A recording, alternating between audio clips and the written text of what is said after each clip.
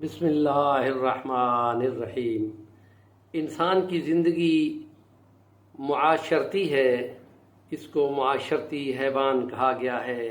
معاشرت کی زبان میں کی زندگی انفرادی ہے، اجتماعی ہے، معاشرتی ہے، اور اس میں سیاست بھی ہے، معیشت بھی ہے، اور تمام معاملات اس کے اندر آ جاتے ہیں۔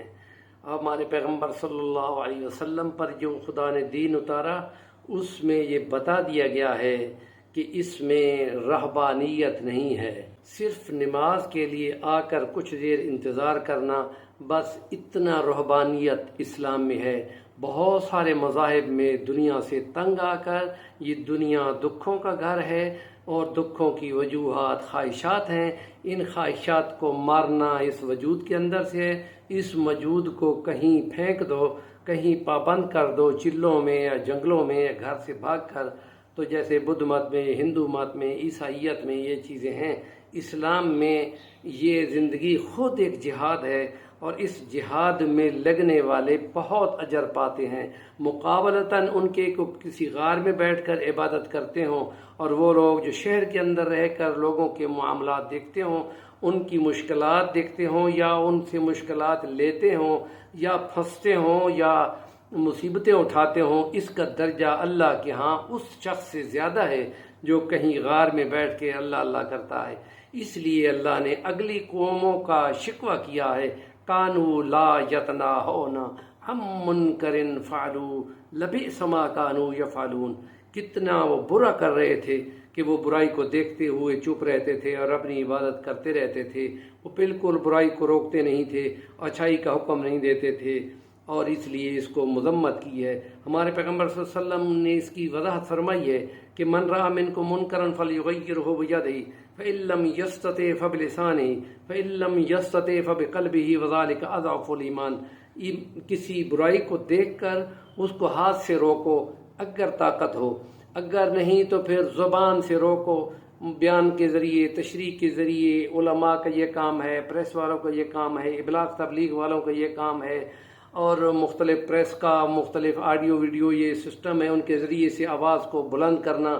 اگر یہ بھی مشکل ہو گئی ہو کہ بولنے پر زبان بندی ہو جائے گی یا صدا ہو جائے گی، تو اس کے آخری سٹیج بھی بیان کی گئی ہے کہ وہ دل میں برائی کو نفرت کرتے ہوئے اس سے الگ ہو جاؤ۔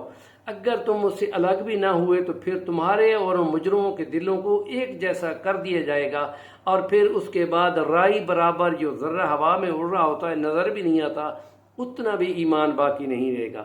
اس لیے نبی پاک صلی اللہ علیہ وسلم نے فرمایا ہے، اپنے بھائی کی مدد کیا کرو، چاہے وہ ظالم ہو چاہے وہ مظلوم ہو۔ صحابہ کہتے ہیں یا رسول اللہ مظلوم کی تو سمجھ آ گئی، ظالم کی کیسی مدد کریں؟ آپ نے فرمایا تمنعہ من الظلم فذلک نصرک ایاہ، تمہاری وہ اس کی مدد ہے کہ محشر کے میدان میں وہ مفلس ہو کے بننا کھڑا ہو، اور تمام اعمال اس سے بدلے میں لے لیے جائیں، اور تمام لوگوں کے گناہ و برائیاں اس پہ ڈال دی جائیں، اور وہ واصل جہنم ہو جائے۔ اس سے بڑا مفلس اور کون ہوگا؟ تم تو یہ کہتے ہو کہ مفلس یہ ہے جس کے پاس مال متاع نہیں ہے، یہاں درہم و دینار نہیں ہے، پیسے نہیں ہیں، یہ تو دنیا کا مفلس ہے، آج ہے تو کل تو زندگی گزر جائے گی، اور معاشر کے میدان کی زندگی تو ابد آباد کی ہے، پھر وہاں کیا کرے گا؟ اس لیے وہ مفلس ہو جائے گا۔ اس کو مفلس ہونے سے بچانا، کوشش کرنا، برائی سے روکنا کہ وہ ظالم نہ بنے۔ بدلے میں سورۃ تغابن میں یہی فرمایا کہ کمپنسیشن دینی پڑے گی، اور اس بدلے میں تمام اعمال لے لیے جائیں گے۔ تو یہ معاملات کا چیپٹر ہے، اور اس لیے اس کو کہا گیا ہے حق تو ضرور کہو، کیونکہ ان کو روکنا ضروری ہے۔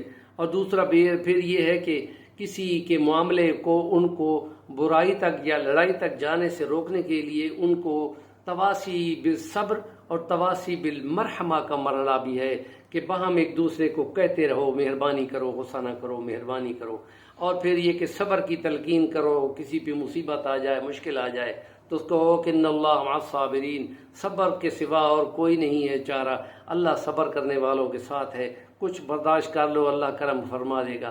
حوصلہ بڑھاؤ، بیمار کے قریب جا لگتے ہو تو کہتے ہو انشاءاللہ اللہ پاک شفا دے گا، اس کی امید بڑھاؤ، اور پھر یہ بھی دلاؤ کہ انشاءاللہ اس تکلیف کی مصیبت سے تمہارے تمام گناہ جو ہے اللہ جھاڑ دے گا، اور تم اس حال میں اللہ سے ملو گے کہ تمہارا ایک بھی گناہ نہیں ہوگا، تو اس کی امید بڑھ جائے گی۔ یہ چیزیں ہیں جو ہماری اس معاشرت کا حصہ ہیں، اور علماء کو اس کو ضرور بیان کرنا چاہیے۔